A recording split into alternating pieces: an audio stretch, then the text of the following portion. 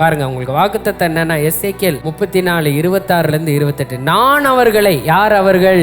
Video பார்க்குறவங்களும் நீங்களும். அவர்களை என் மேட்டில் சுற்றுப்புறங்களையும் ஆசீர்வாதமாக்கி ஏற்ற காலத்திலே மழையை பெய்ய பண்ணுவேன். ஆசீர்வாதமான மழை பெய்யும். எவ்வளோ பேருக்கு இப்போ மழை வேணும்?